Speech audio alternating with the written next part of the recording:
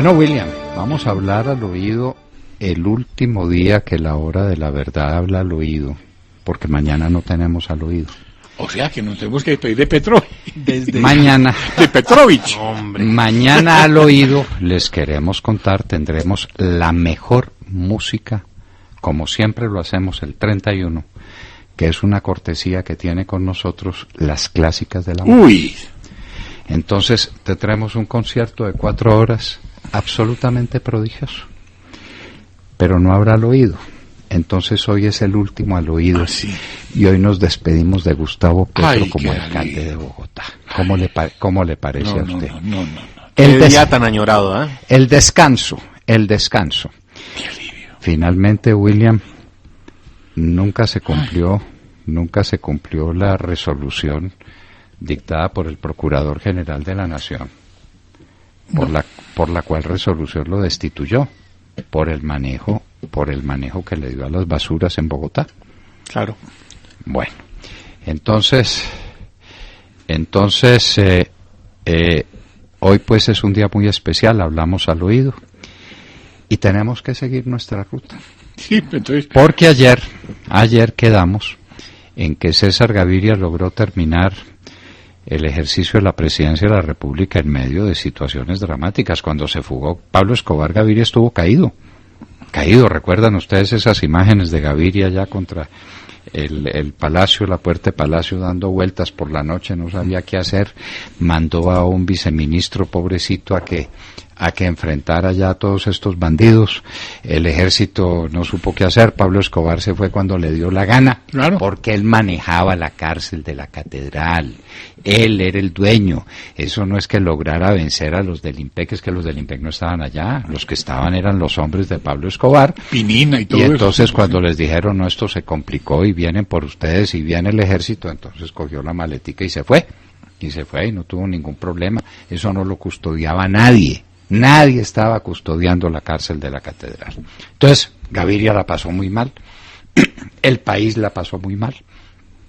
La arrogancia de los bandidos del narcotráfico era una arrogancia terrible, aunque en la época de Gaviria cae Pablo Escobar.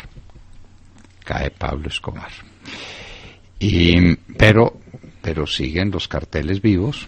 Sigue el cartel del Valle pues en todo su poder, y viene la elección para el año 94, que es una elección que el país no podrá olvidar jamás, donde sale un candidato muy débil desde el punto de vista de carisma y de ideas, Ernesto Samper, un hombre pues muy mediano. A mí me consta que había sido un buen estudiante en la universidad y que después abandonó las letras por la manzanilla. Pues uno puede hacer en la vida lo que quiere, ¿no es cierto? Y entonces Ernesto Samper hubiera tenido una vocación de intelectual y de político formado, pero se dedicó al manzanillaje. Cuando el Yanif hablaba de legalizar la marihuana y todo. Y se alió todo el entorno era de los caciques y manzanillos del país. Y entonces el de Barranquilla era el señor Name, y el de Bucaramanga era el señor González García, y el Rodolfo González. Rodolfo González García, y el otro, eran dos, de Santander, Eduardo Mestre. Uh-huh. Y así sucesivamente por todo el país. Lo que rodeó a Ernesto Samper fue todo el clientelismo político del país, del Partido Liberal, enfrentado a Andrés Pastrana, que lo que tenía era pues un partido conservador disminuido, como ha estado desde hace mucho tiempo, pero tenía el país y tenía una nueva generación, y el país no quería seguir en el clientelismo de César Gaviria, y vino la elección. Samper estaba perdido, absolutamente perdido. Recordemos que Pastrana había sido secuestrado por el M-19. Claro. Cuando asesinaron a Carlos Mauro Hoyos, ahí a un ladito del aeropuerto en Río Negro. Que no por el M-19, no, por las FARC. Pablo Escobar. Pablo Escobar. Sí, exacto, perdón. Pablo que Escobar. había asesinado a Carlos Mauro Hoyos. Sí. Que había secuestrado a Andrés Pastrana. Ahí se produjo también el asesinato de la hija de Turbay Ayala. ¿De Diana? De Diana Turbay. Qué días tan horrorosos. Estallaban las bombas aquí, ¿se acuerda de la bomba de la 93? Claro, el centro 93. Las bombas de Suba, la bomba de la Rebeca, de la calle 26. Y en Medellín eso parecía, pues, fuegos artificiales, estallaban bombas a cada minuto. ¿Qué tiempos aquellos? Eso por no hablar de lo que había sido lo del avión de Avianca, ¿no? También ¿Qué ya había pasado. el avión de Avianca, cuyo nuevo aniversario conmemoramos, eso no se puede celebrar. Lo conmemoramos hace poco. Hace poco hablamos con el doctor Sergio Arellano, hijo de una de las grandes... Federico, hijo de Sergio es. Federico, hijo de Sergio. Una de las víctimas que más todas las víctimas dolieron igual. Pero pues este era de los hombres más conocidos, un gran músico, un gran compositor, una gran persona. El país tuvo una pérdida asombrosa con ese avión de Avianca, y ese era el país, y ese era el gobierno de César Gaviria. Entonces, el país quería un cambio, y no quería que le repitieran la dosis de clientelismo con Ernesto Samper. Y Ernesto Samper se había quedado sin fondos, sin recursos, sin prestigio, sin nada, y de pronto, antecitos de las elecciones, llueve la plata en un país clientelizado. Es que el dinero ha manejado mucho de la opinión colombiana, o de eso que se llama la opinión de los votos en Colombia. Ahora se llama mermelada. Sí, en esa época no se llamaba mermelada. Y lo último, pero es lo mismo. Pero es lo mismo. Una campaña gigantesca. Yo me acuerdo ese día cuando empiezan a llover taxis con banderas de Ernesto Samper. ¿Y esto de dónde sale? ¿Esto de dónde sale? ¿Y cómo es? Inclusive violando prohibiciones expresas, pero eso eran las orquestas y la cosa pues más terrible. En Bogotá, en Medellín, en Cali, en todas partes. En San Andrés. En el país. Y comienzan las masacres de las FARC en el área rural, porque fue en ese año en que se inauguran con la masacre de la Chinita. ¿En cuál año? En apartado, en el año 94. 94, pero fecha. El 23 de enero del año 94. Es decir, con César Gaviria. Claro, con César Gaviria también. Con César Gaviria. Y se inauguran las masacres, las grandes masacres de las FARC en esos territorios de narcotráfico. Entonces, esa era la situación del país. Es que a uno se le olvida, William. La gente no tiene recuerdo claro de dónde vinimos y de que este era un país desgraciado, entregado al narcotráfico y entregado a las FARC. Y viene Ernesto Samper, y viene esa campaña, y aparece Ernesto Samper de presidente y nadie supo de dónde. Cuando empiezan a filtrarse las ideas, las noticias. Samper necesariamente fue elegido con una cantidad de dinero que llovió de alguna parte. No, pues esto tuvo que ser la mafia. Y empieza pues a saberse, y a saberse cosas. Y resulta que sí, se supo. Ernesto Samper fue elegido con la plata del cartel de Cali. Los hermanos Miguel y Gilberto Rodríguez Orejuela pusieron... La parábola del elefante. Espérese un momentico. Pusieron a Samper de presidente de la República. Entonces, ¿de qué prendernos? ¿De qué prendernos? La policía colombiana no le había hecho seguimiento a nadie. Estaba vuelta a pedazos, entregada. Pues que era el gobierno el que la dirigía. Entonces, ¿qué? Los Estados Unidos. Los Estados Unidos. Y los Estados Unidos graban la famosa conversación del... Alberto Giraldo. De Alberto Giraldo con Rodríguez Orejuela desde aquí, de la calle 100. Desde el club, ¿cómo se llama ese club? ¿Cómo se llama? El World Trade Center. El World Trade Center, pero no me acuerdo si el club se llamaba World Trade Center en todo caso. Claro, que ahí tiene un club, sí. Alberto Giraldo estaba allá, y hay una parte muy dramática y medio graciosa, porque todo esto tiene sus ironías. Cuando Rodríguez Orejuela le dice, pero bueno, ¿usted de dónde me está llamando? De miedo a que lo estuvieran interceptando. Dijo, no, tranquilo que estoy en un teléfono seguro. Y entonces desde ese teléfono le habla tranquilamente después del programa y de la plata que se necesita, de cómo se va a elegir el presidente, y todo, la radiografía de eso. Y se conoce Los narcocassettes. los narcocassettes, eso se lo entregan a Pastrana. Pastrana tiene ahí una actitud que no se ha podido entender muy bien. Pero él se lo entregó a César Gaviria, y César Gaviria va y le contó a San Pedro.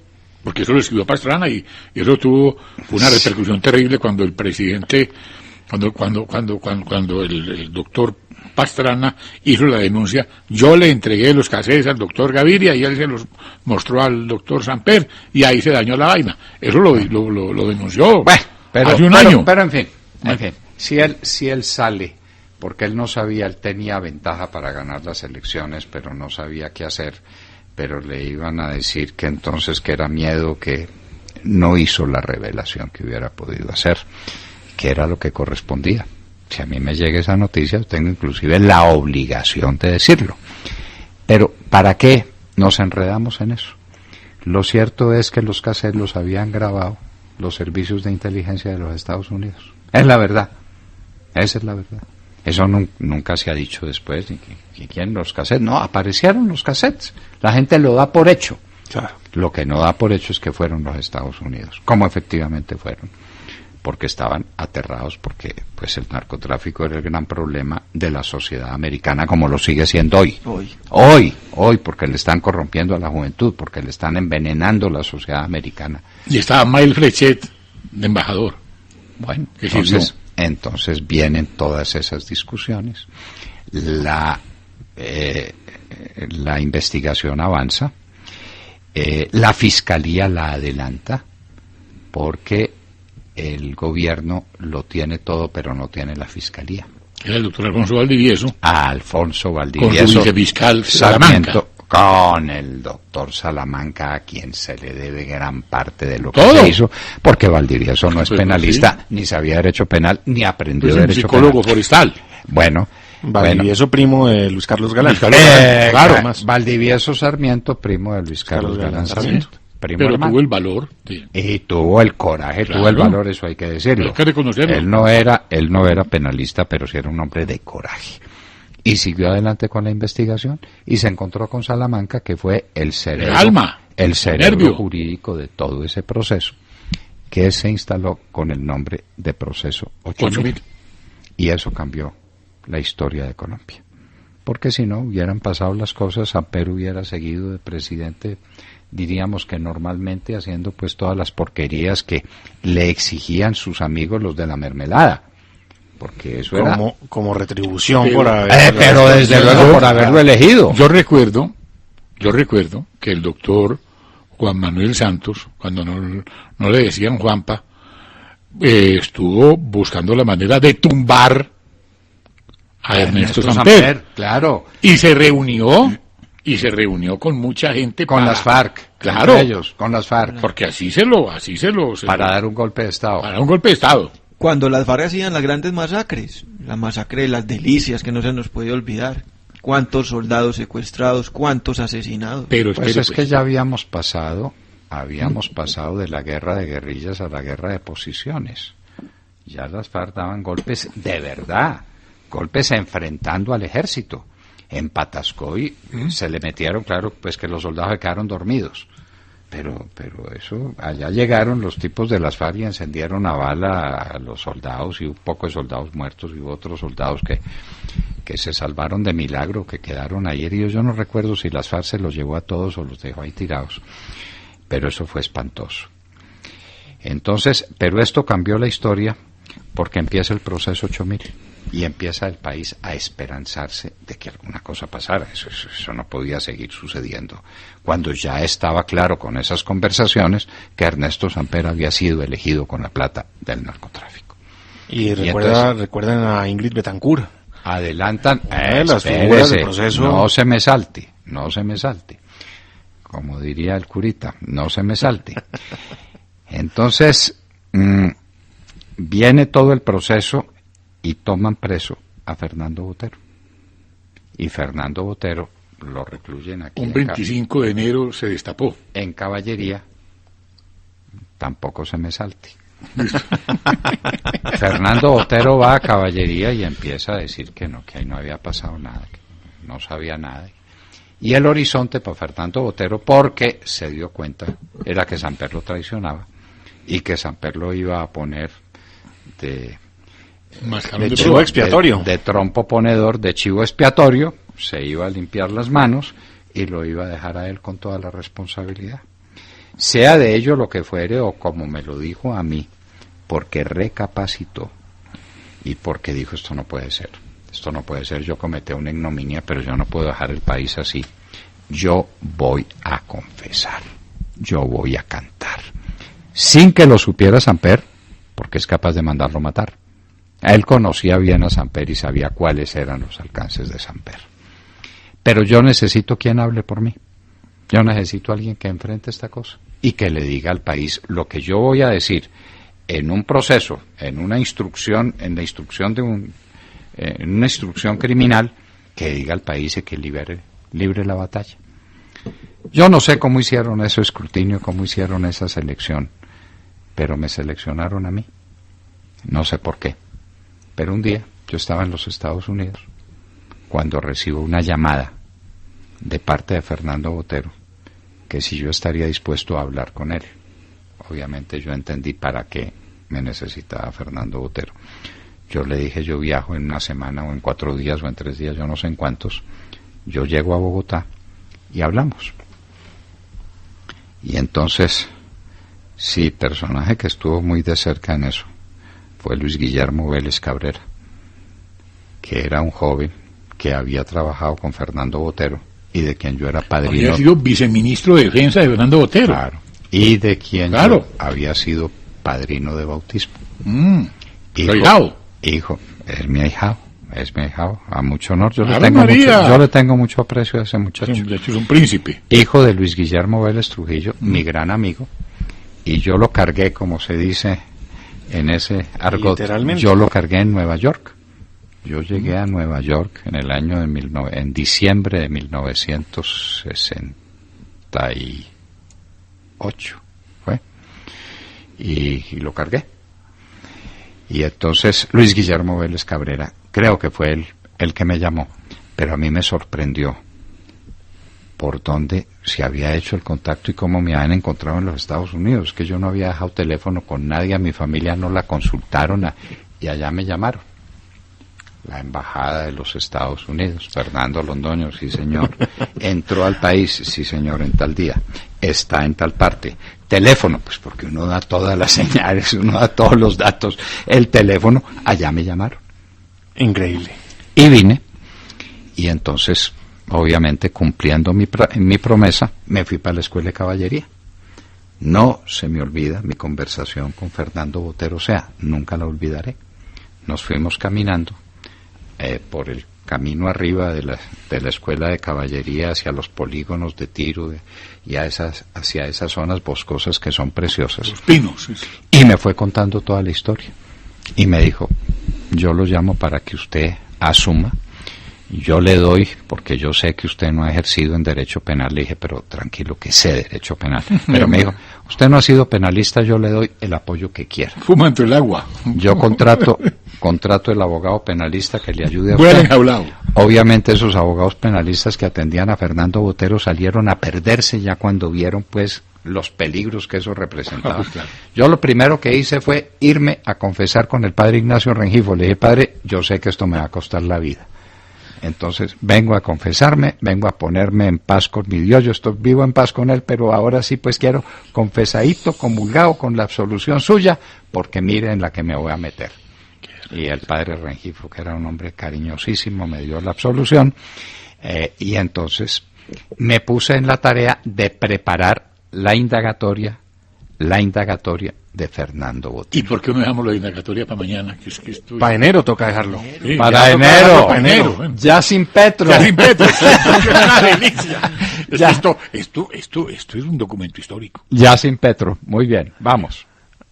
Y hablábamos. Son las... Al oído. Al oído. No,